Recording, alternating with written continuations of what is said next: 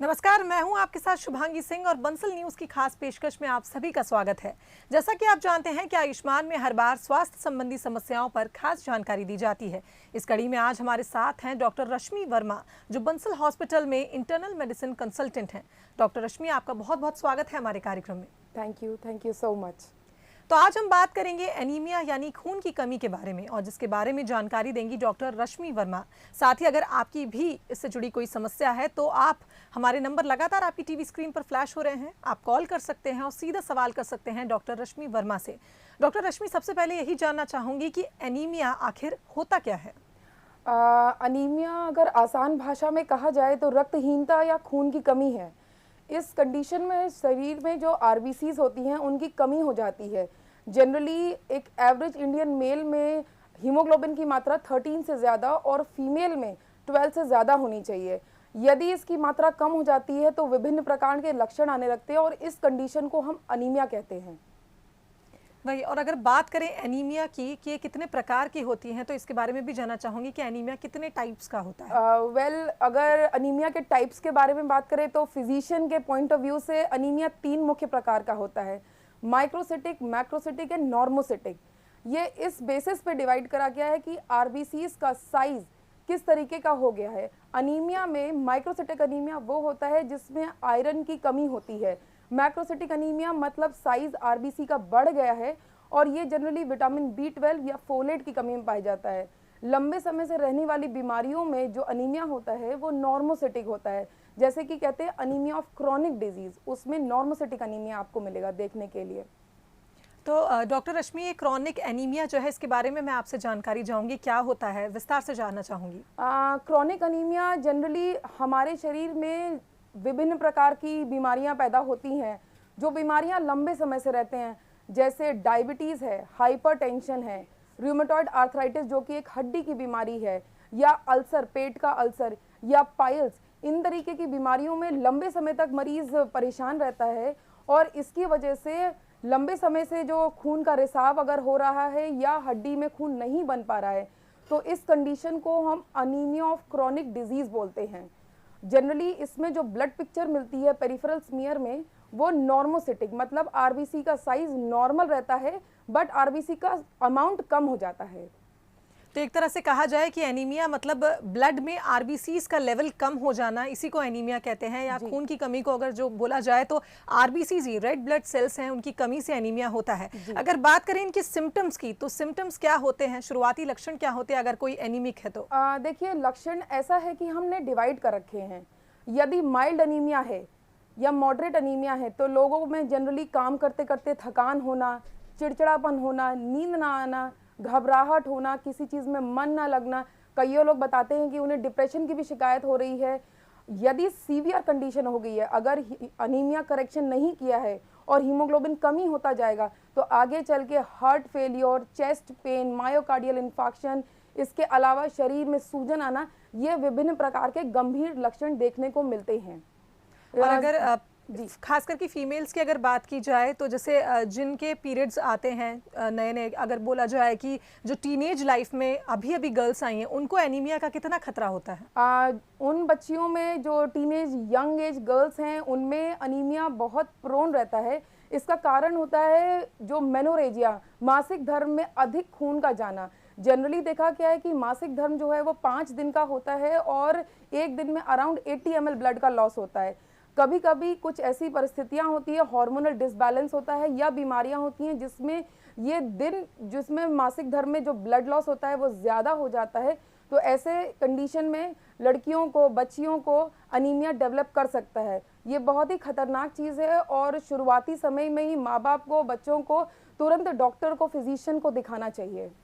बिल्कुल। डॉक्टर रश्मि, अगर बात करें और भी बहुत सी ऐसी बीमारियां होती हैं जिनके कारण एनीमिया हो जाता है, तो वो कौन सी बीमारियां हैं जिनके कारण एनीमिया हो जाता है और कितनी संभावना ज़्यादा हो जाती है अगर कोई बीमारी है हमें तो एनीमिया होने की? मैं आपको बता दूं, जैसे हड्डी से संबंधित बीमारियां जो हैं, बहुत सारी हड्डी से संबंधित बीमारियां, जैसे रूमेटॉइड आर्थराइटिस एक बीमारी है।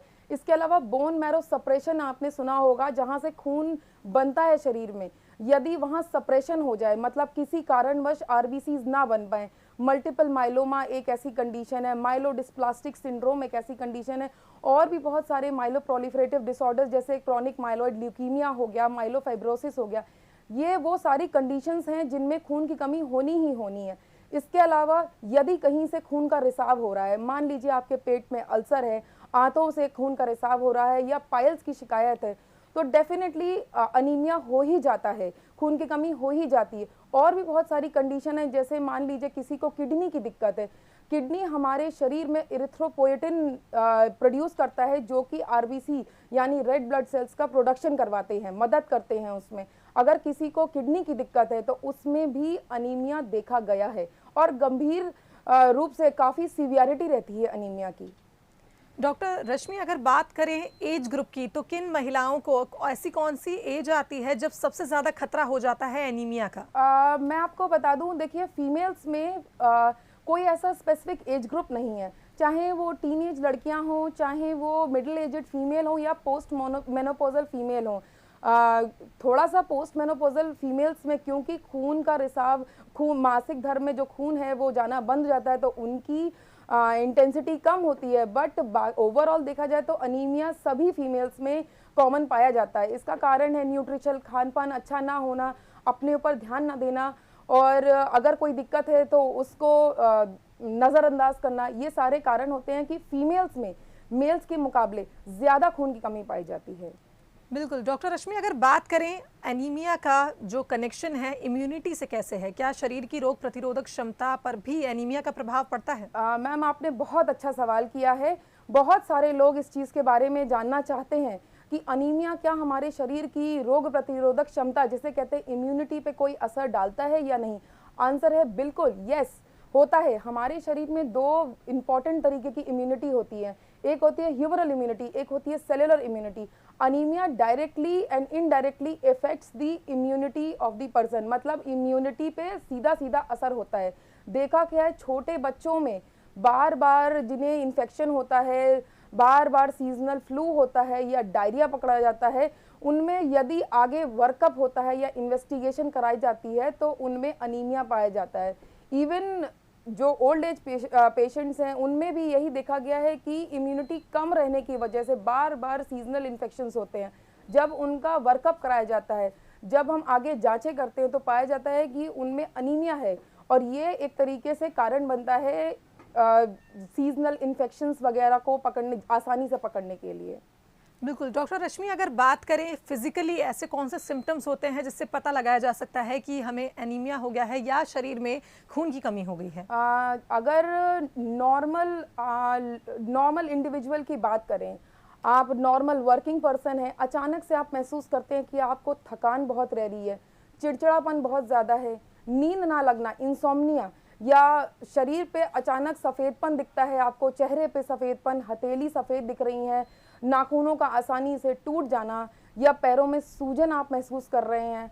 कईयों लोग कहते हैं कि उन्हें अपनी धड़कन महसूस हो रही है, उसको कहते हैं पैल्पिटेशन का महसूस करना, सीने में दर्द होना। ये सारे सिम्टम जो हैं ये बताते हैं कि इस व्यक्ति को अनीमिया भी हो सकता है। डेफिनेटली उसको रूल आउट करना ज़रूरी है।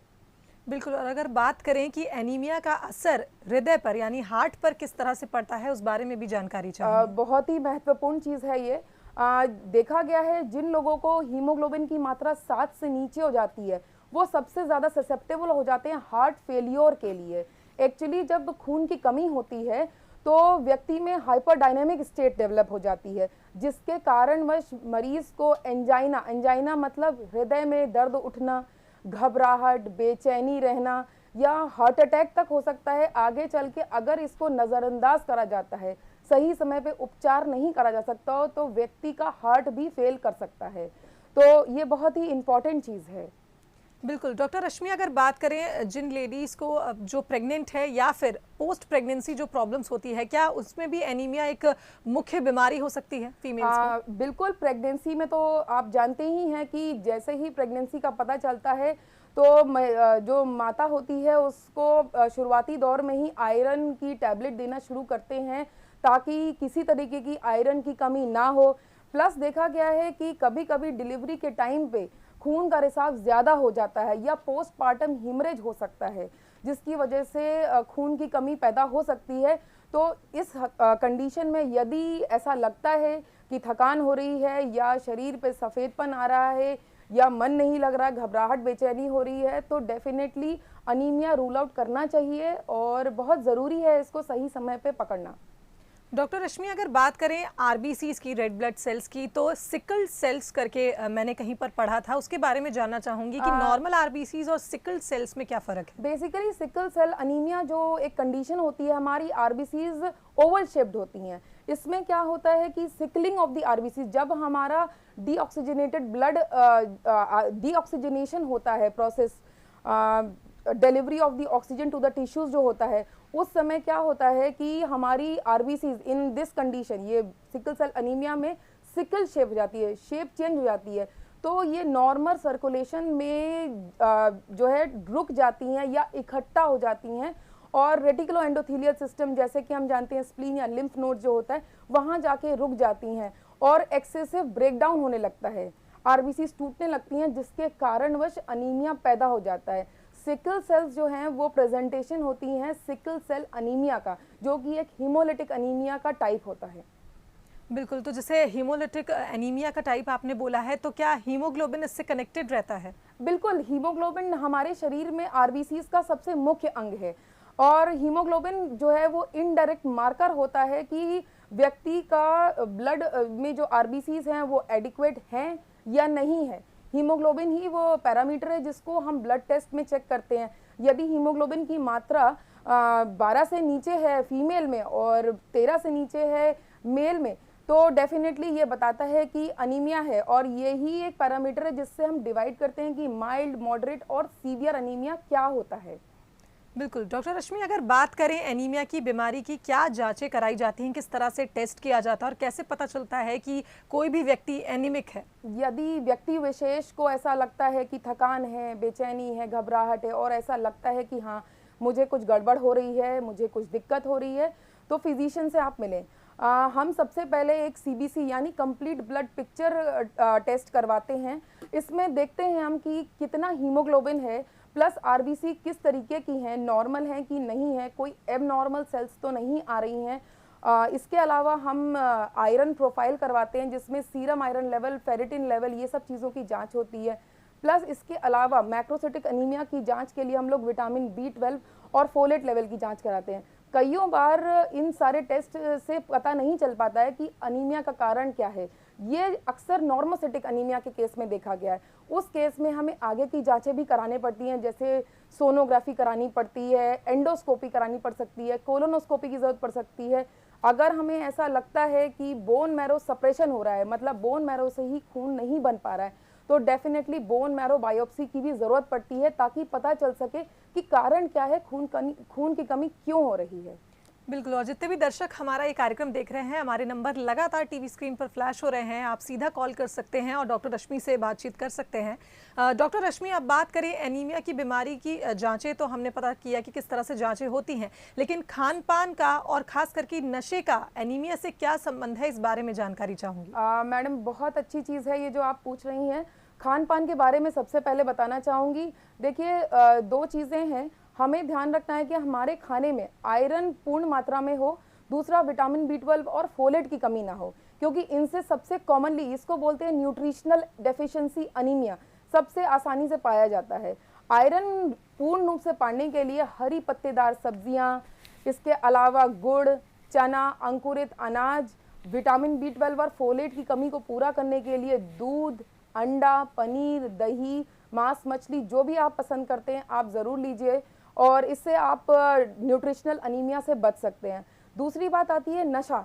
नशा चाहे किसी प्रकार का हो, बीड़ी, सिगरेट, पान, तंबाकू या शराब। और मैं शराब पे खास कर से बताना चाहूँगी कि शराब करने से हमारे शरीर में जो आयरन को एब्जॉर्ब करना वो कम हो जाता है। आयरन का एब्जॉर्प्शन बेसिकली हमारे जो lower part of the stomach है और first and second part of the duodenum, आंत में होता है। जो व्यक्ति शराब का लगातार सेवन करते हैं उनमें आयरन की एब्जॉर्प्शन कम हो जाता है, जिसकी वजह से अनीमिया प्रेसिपिटेट कर जाता है, और यदि अनीमिया है तो अनीमिया की सीवियरिटी बढ़ जाती है।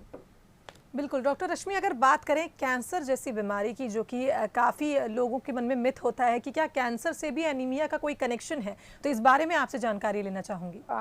बिल्कुल, ये आपको बता दूं कि विभिन्न प्रकार के कैंसर में देखा गया है कि शुरुआती दौर में मरीज सिर्फ ये कह के आता है उसे बहुत थकान हो रही है या उसका किसी चीज़ में काम करने का मन नहीं लग रहा है।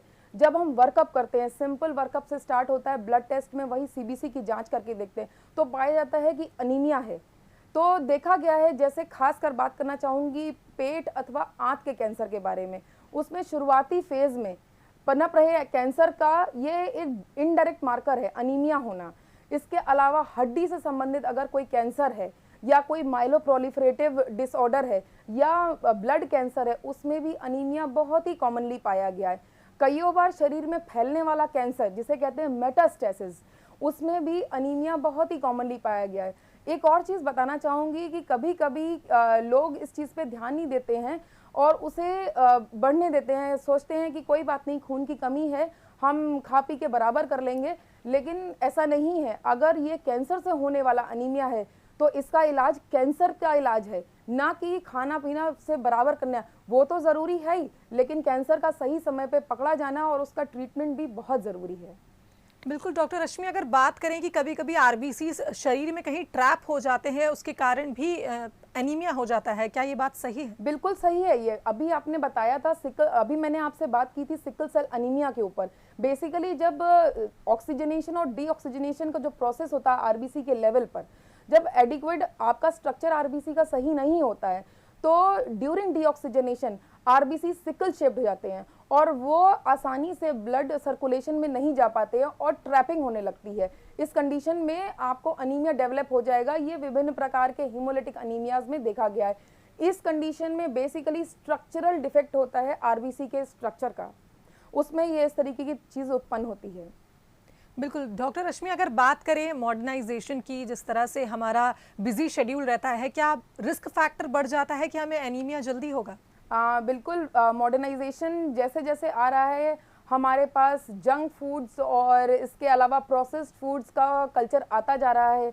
ये बात बता दूं आपको कि जंक फूड और प्रोसेस्ड फूड में कैलोरीज के अलावा जब हम न्यूट्रिशन लेवल पे बात करते हैं, हम मिनरल्स और विटामिन्स लेवल पे बात करते हैं, तो इनका कंटेंट ज़ीरो होता है। ये सिर्फ आपका कैलोरी इंटेक बढ़ाते हैं, वज़न बढ़ाते हैं, शरीर में चर्बी बढ़ाते हैं। ये किसी भी तरीके से आपको मिनरल्स, विटामिन्स जो नेसेसरी हैं आपके शरीर के लिए, वो नहीं प्रोवाइड करते हैं और डेफिनेटली ये अनीमिया कॉजेटिव तो हो ही जाता है। बिल्कुल डॉक्टर रश्मि, अगर बात करें फीमेल्स की, तो क्या स्वेलिंग से भी पता चलता है कि एनीमिया हो गया है? कुछ लोगों का मानना होता है कि चेहरे पर स्वेलिंग आ जाती है तो उससे एनीमिया का एक सिम्टम इसे माना जाता है, क्या ये बात सही है? बिल्कुल सही बात है ये। मैं आपको बता दूं कि जो क्रॉनिक किडनी डिजीज़ जो होती है, उसके शुरुआती दौर में जो आपकी आंखों के चारों तरफ स्वेलिंग आना शुरू होती है, ये अनीमिया से ही लिंक्ड है। शरीर में सूजन जो आती है, पैरों में सूजन जो आती है, ये अनीमिया के कारण होती है। और सूजन आना ये एक अच्छी चीज़ नहीं है। ये एक तरीके से ये बताने की कोशिश करता है कि शरीर में अब जो दिक्कत हो रही है वो तीव्रता अनीमिया की बढ़ रही है, गंभीरता बढ़ रही है, तुरंत डॉक्टर को दिखाएं। बिल्कुल। और डॉक्टर रश्मि, अगर बात करें जिन महिलाओं को थायराइड का प्रॉब्लम है, क्या उनको एनीमिया होने का रिस्क जो है वो ज़्यादा होता है? जी बिल्कुल। थायराइड दो तरीके के होते हैं, हाइपोथायरॉयडिज्म एंड हाइपरथायरॉयडिज्म। देखा गया हाइपोथायरॉयड फीमेल्स में अनीमिया ऑफ क्रॉनिक डिजीज देखा गया। अनीमिया ऑफ क्रॉनिक डिजीज जैसे कि मैंने आपको बताया था, नॉर्मोसिटिक अनीमिया बहुत कॉमनली देखा गया है। कोई भी क्रॉनिक इलनेस अनीमिया करवा सकती है, थायराइड भी उनमें से एक बीमारी है और इसमें जनरली नॉर्मोसिटिक अनीमिया होता है। व्यक्ति का जो अनीमिया है उसको करेक्शन के लिए हम लोग जो ज़रूरी दवाएं हैं वो देते हैं और बिल्कुल पेशेंट रिकवर करता है।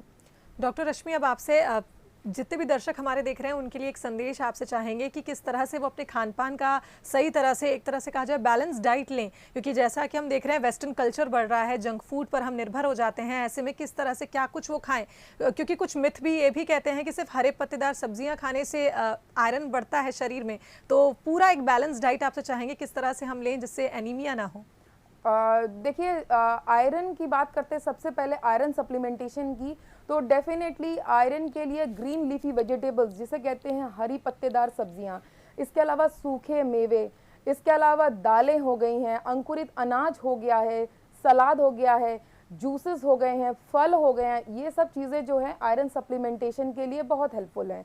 बात करते हैं विटामिन B12 और फोलेट की कमी को पूरा करने के लिए, तो उसके लिए दूध हो गया, पनीर, दही, डेयरी प्रोडक्ट्स, अंडे, मांस, मछली जो आप लेते हैं इनका सेवन नियमित रूप से होना चाहिए ताकि अनीमिया ना पनपे। दूसरी बात है कि क्या चीज़ ना करें, नशे से अपने आप को दूर रखें। किसी भी प्रकार का नशा हमारे शरीर के लिए हार्मफुल है। मैंने आपको बताया था शराब का सेवन जो है आयरन का एब्जॉर्प्शन रोक देता है, तो डेफिनेटली उस चीज़ को अवॉइड करिए।